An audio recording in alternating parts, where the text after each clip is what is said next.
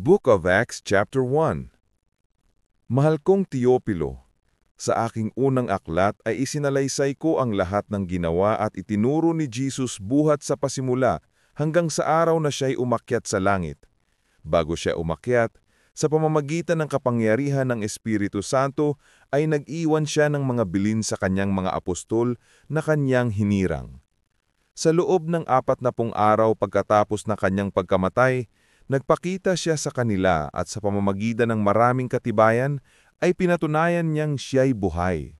Nagturo siya sa kanila tungkol sa paghahari ng Diyos. Samantalang siya'y kasama pa nila, pinagbilinan sila ni Jesus. Huwag muna kayong aalis sa Jerusalem. Sa halip, hintayin ninyo roon ang ipinangako ng Ama na sinabi ko na sa inyo. Si Juan ay nagbautismo sa tubig, ngunit di magtatagal at babautismuhan kayo sa Espiritu Santo. Nang magkatipon si Jesus at ang mga alagad, nagtanong sila kay Jesus, Panginoon, itatatag na po ba ninyong muli ang kaharian ng Israel?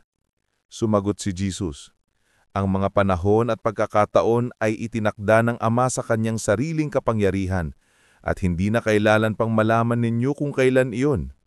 Subalit tatanggap kayo ng kapangyarihan pagbaba sa inyo ng Espiritu Santo, at kayo'y magiging mga saksi ko sa Jerusalem, sa buong Judea at Samaria, at hanggang sa dulo ng daigdig.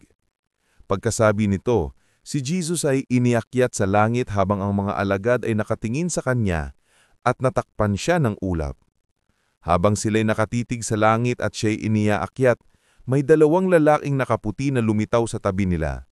Sabi nila, Kayong mga taga-Galilea, bakit kayo nakatayo rito at nakatingin sa langit? Itong si Jesus na umakyat sa langit ay magbabalik gaya ng nakita ninyong pag-akyat niya. Nagbalik sa Jerusalem ang mga apostol, buhat sa bundok ng mga Olibo na halos 1 kilometro ang layo sa lungsod. Pagdating sa bahay na kanilang tinutuluyan, umakyat sila sa silid sa itaas. Sila ay sina Pedro, Juan, Santiago, Andres, Felipe, Tomas, Bartolome, Mateo, si Santiago na anak ni Alpeo, si Simon na makabayan, at si Judas na anak ni Santiago. Lagi silang nagsasama-sama upang manalangin kasama ang mga babae at si Maria na ina ni Jesus. Gayon din ang mga kapatid ni Jesus.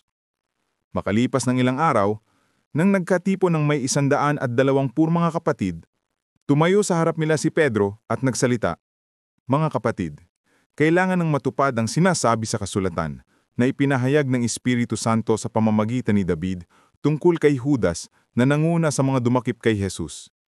Si Judas ay kabilang sa amin at naging kasama namin sa paglilingkod. Ang kabayaran sa kanyang pagtataksil ay ibinili niya ng lupa. Doon siya nahulog ng patiwarik at sumabog ang kanyang tiyan at lumabas ang kanyang bituka. Nabalita iyon sa buong Jerusalem. Kaya nga't ang lupang iyon ay tinawag na Akeldama sa kanilang wika, na ang kahulugan ay bukid ng dugo.